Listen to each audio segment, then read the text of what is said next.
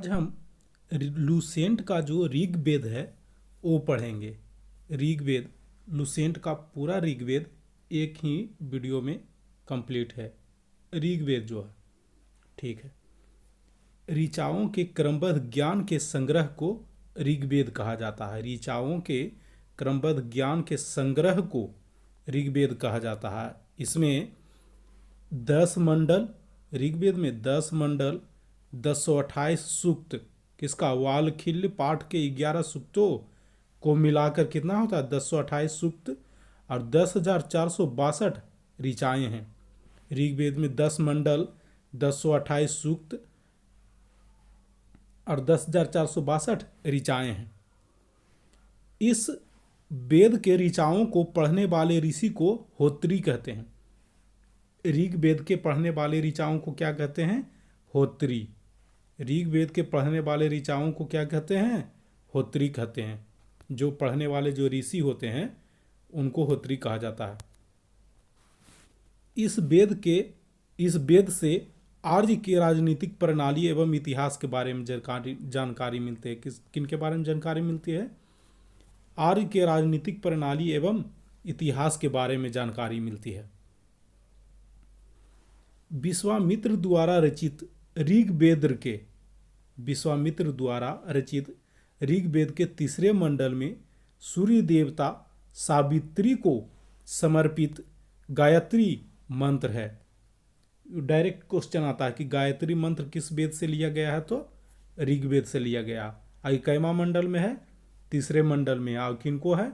सूर्य देवता सावित्री। सावित्री का मतलब सूर्य ही होता है। सूर्य देवता को समर्पित है।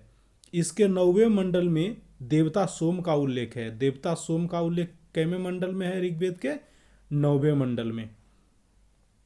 इसके 8वें मंडल की हस्तलिखित ऋचाओं को खील कहा जाता है। हस्तलिखित, जो हाथ से लिखा गया है उसको क्या कहा जाता है? खील। जिसे हाथ से लिखा जाता है उसे पांडुलिपि भी कहा जाता है। चातुर्वर्ण समाज की कल्पना का आदि स्रोत ऋग्वेद के 10वें मंडल में वर्णित है। चातुर्वर्ण समाज यानी 4 प्रकार के समाज है जो ऋग्वेद के 10वें मंडल में वर्णित है। ऋग्वेद के 10वें मंडल पुरुष सूक्त है। किसमें? पुरुष सूक्त में वर्णित है, जिसके अनुसार 4 वर्ण ब्राह्मण, क्षत्रिय, वैश्य तथा शूद्र होते हैं। 4 वर्ण होता है, ब्राह्मण, क्षत्रिय, वैश्य और शूद्र। आदि पुरुष ब्रह्मा के क्रमशः, ब्रह्मा के मुख से ब्राह्मण, भुजाओं से क्षत्रिय, जंघाओं से वैश्य एवं चरणों से शूद्र उत्पन्न हुआ। यहाँ नोट में है, धर्मसूत्र 4 प्रमुख जातियों की स्थितियां, जो धर्मसूत्र है 4 प्रमुख जाति की स्थितियां, जो व्यवसाय, दायित्व, कर्तव्य तथा विशेषाधिकारों से स्पष्ट विभेद करता है। वामनावतार के 3 पगों के आख्यान का प्राचीनतम स्रोत ऋग्वेद है। जो वामन अवतार भगवान विष्णु लेते हैं और 3 पग में पूरा पृथ्वी ही नाप लेते हैं, महाराज बलि से मांग कर कि 3 पग हमको जमीन चाहिए, और पूरा ब्रह्मांड ही माप लेते हैं। ऋग्वेद में इंद्र के लिए 250 तथा अग्नि के लिए 200 ऋचाओं की रचना की गई है। ऋग्वेद में अग्नि के लिए 250, 250 तथा अग्नि के लिए 200 ऋचाओं की रचना की गई है।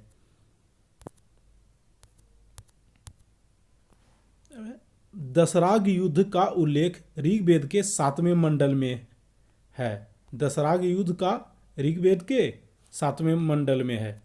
यह पुरुषनी यानी रावी नदी के तट पर सुदास एवं 10 जनों के बीच लड़ा गया, जिसमें सुदास विजयी हुए थे। कौन विजयी हुए थे? राजा सुदास विजयी हुए थे।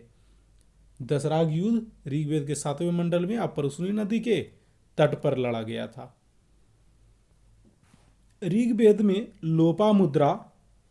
लोपामुद्रा, घोषा, सिकता, आपला एवं विश्वास जैसी विदुषी स्त्रियों का वर्णन है जिससे स्त्रियां शिक्षा ग्रहण करती है, यह भी सिद्ध होता है।